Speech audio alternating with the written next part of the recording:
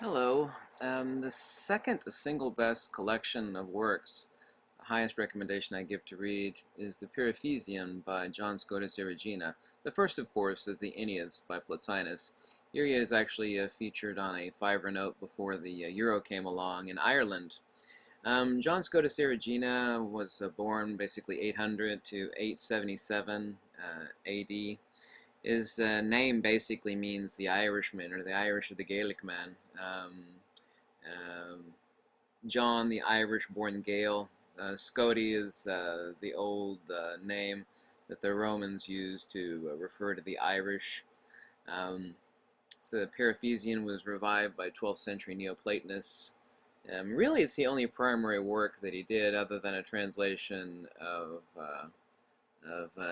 Dionysius the Areopagite, and this work is absolutely phenomenal, and it's as rare and impossible to get a hold of as it is phenomenal. It's in this translation by, I think this one is by I.P. Sheldon, and also to the second primary one, which was incomplete except for the fifth book, which was done by I.P. Sheldon, is by I'm trying to remember his name. Yeah, John J. O'Meara, excuse me. I've read the Periphyseon twice, not recently, but it's an absolute masterpiece that anybody should read.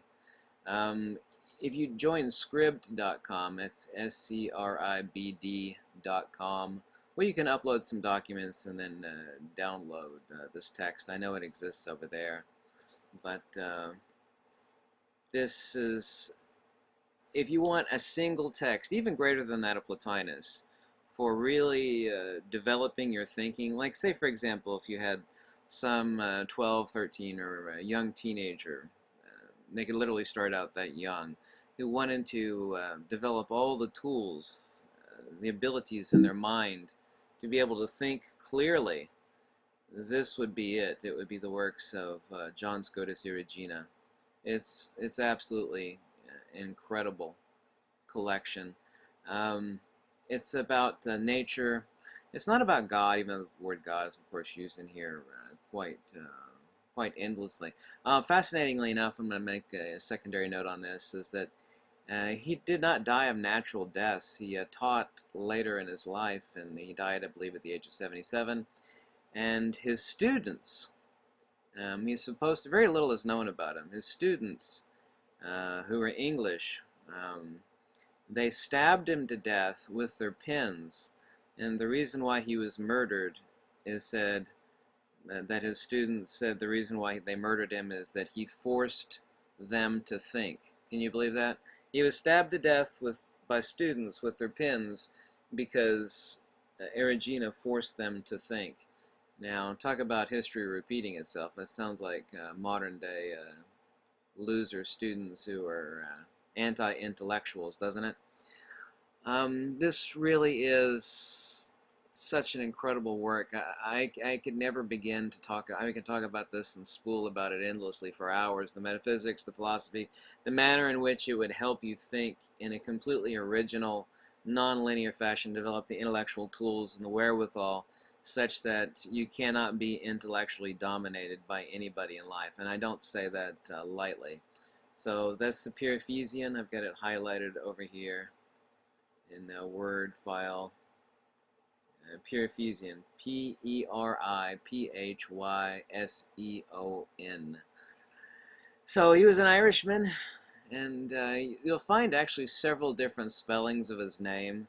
You'll find it under Erigena, or John the Scot, or John Scotus Erigena, but either way, you could just type in John the Scot, or you could just type in Periphyseon. That would really be the easy one to do.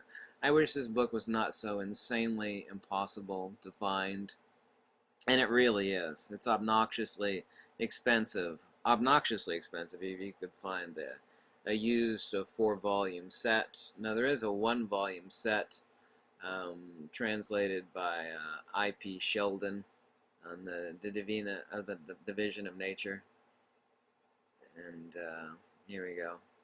So 1,062 verses of this. This one doesn't have the Latin in it, the I.P. Sheldon translation, but it's absolutely incredible.